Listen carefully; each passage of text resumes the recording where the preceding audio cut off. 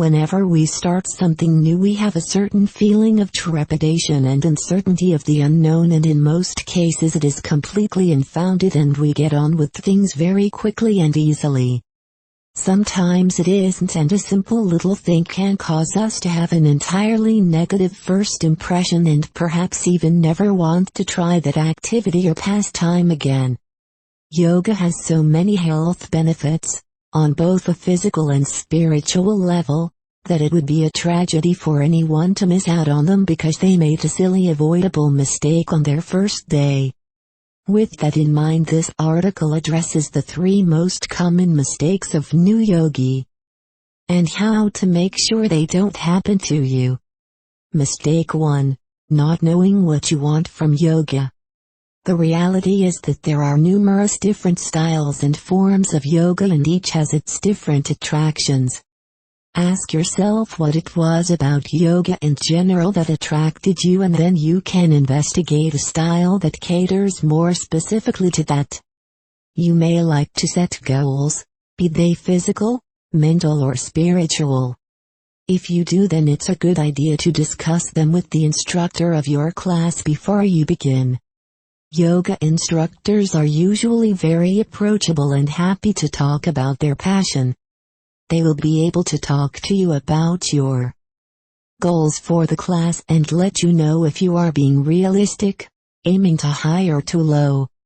Make sure your goal includes a time frame so it becomes something that is measurable. Mistake 2. Jumping in feet first. Having decided that they will give this yoga thing a try, many people take a running leap and jump into a 12-month stage-by-stage class. These classes are usually an upfront payment arrangement and progress from one level to the next as the weeks progress. They are a fantastic way of learning yoga and becoming very good at it, but it's quite possibly you will choose a class that is not ideal for you.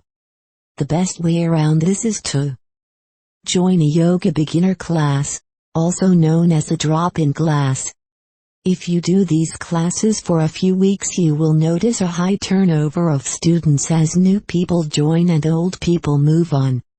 These classes are designed to give you a very broad feel for the different types of yoga.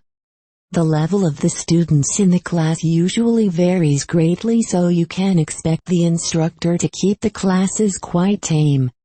The other key benefit of doing this is that the classes are pay-as-you-go, so there is no big financial outlay for you while you decide the type and style of yoga that best suits you. You are also not obliged to attend every class. With the longer courses, you can fall behind quickly if you miss a week or 2 in a row. With the pay-as-you-go classes, you will find that while each class is different, the level stays quite low to cater for the newer people joining in. Mistake 3. Choosing the wrong teacher. Traditionally, a yogi had to be an apprentice to a skilled guru for many years before he could teach even the simplest of yoga technique. Nowadays, a 3-day course over a long weekend is considered enough by some people. There is a big difference in what you will achieve depending on the skills and abilities of the person teaching you. Yoga is starting to make a regular appearance on the sports injury list, and a large reason for this is instructors who have been taught just enough to be dangerous. A qualified teacher won't necessarily be fantastic, and an unqualified teacher won't necessarily be terrible. But the odds are certainly cast in that direction, so it's a good idea to check your instructor's background and qualifications before you begin studying with them.